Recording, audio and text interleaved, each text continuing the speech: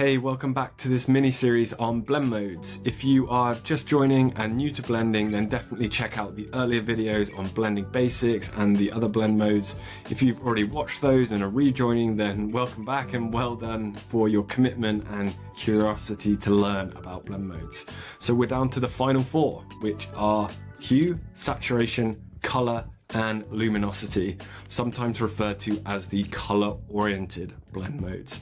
Now, I really like these blend modes because if you are familiar with the HSL color model, then I think they're pretty intuitive to understand. First up, we've got hue, and it's the same setup that you're very familiar with by now. I've got the base image, and on top of that, I've got a blend layer, which is sitting on top of, if I just hide this, it's half on top of the base image and half on top of a white background strip. I'll just switch that back on.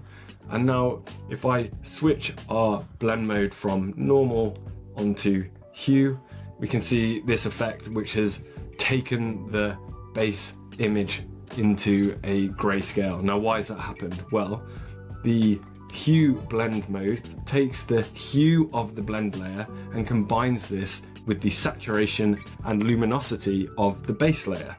And the effect of that is that when the blend color has a hue of 0, so white, grays and blacks, we create a grayscale image. And that's easy to see if I select our fill color and just sweep this along the gray axis and all the way along the bottom, I see no change. However, when I flip to our blend color, you can see that the tone of the image or color of the image seems to change to the blend color, and I can move that anywhere around on this color picker and nothing changes, and that's because the hue isn't changing. But if I move this hue picker along the bottom, you can see that the tone of the image changes according to this changing hue. And really, it's as simple as that. The hue blend mode changes the perceived color or the tone to the blend color, but maintains the intensity and lightness of the base color. Next up, we have the saturation blend mode, and same setup as before. I'll just go straight ahead and flip the blend from normal to saturation.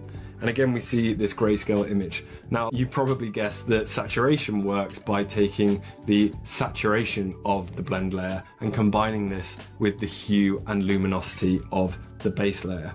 So with our white fill, because the saturation is 0, we have a fully desaturated effect, and that causes a grayscale image. And that's true of all the grays and the blacks, just like it was with the hue blend mode.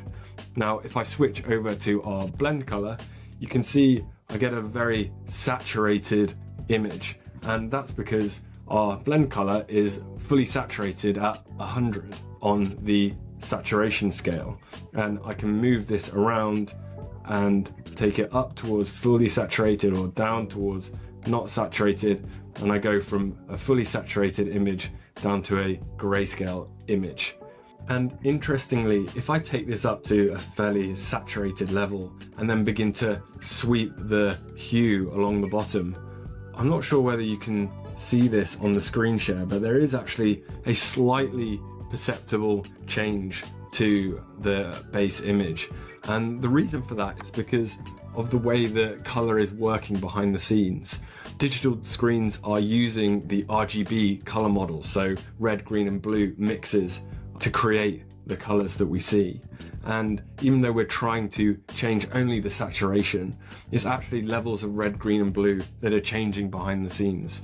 And for some hues, that has the effect of creating a slightly perceptible change when we apply the saturation blend mode. So that's saturation. It changes how vivid or dull the colors of the base layer appear based on the intensity of the colors in the blend layer.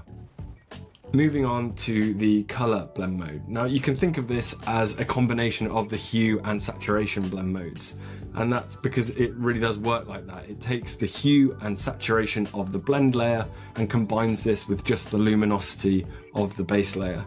So if I take our blend layer, flip from normal to color, we see a grayscale image, and that's unsurprising because it's a combination of both hue and saturation. So again, for all the whites, the grays and the blacks, I just get a grayscale image.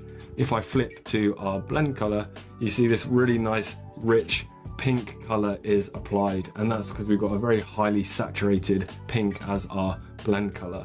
And if I just move this around, I think it's a really intuitive blend mode to use, because you see just how clearly the blend color is applied to the image, and that's true of all of the different hues as well.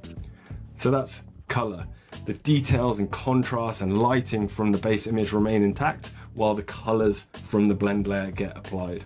Finally, we have luminosity, and you can think of this as just the opposite of color. So this time we take the luminosity of the blend layer and combine this with the hue and saturation of the base layer. How does that look? Select the blend layer and flip from normal to luminosity, and I just see white. Now, why is that? Well, it's because our white blend layer is fully luminous. So if I apply full luminosity to the base layer, then I get fully luminous white. And actually that's the way this blend mode works. It sort of matches the grayscale of the blend layer. So when I go down to 0 luminosity, I get black, and up to full luminosity, I get white, and then everywhere else, I'm somewhere in between. So that's the luminosity factor. It matches the luminosity of the blend layer and kind of collapses all the shadows and highlights onto the single luminosity of this blend layer. And if I switch to our blend color, you can see that we've got quite a bright blend layer, and so we have quite a bright effect. But what we are left with is the hue and saturation of the base image coming through, and that kind of looks the same as I move this around. I can just sort of see it on different grayscale backgrounds. So that's luminosity. The shadows and highlights follow the grayscale of the blend layer, but the colors of the base image are preserved. That's it for the color-oriented blend modes, and if you've been here since the beginning, a huge congratulations. You are now a blending superhero. You understand how all 15 blend modes in Framer work in detail. If you've enjoyed this content, then please do like and subscribe. It really helps support the channel. And that's enough from me. Now over to you to start using these effects in your designs. Thanks so much for watching, and see you again soon.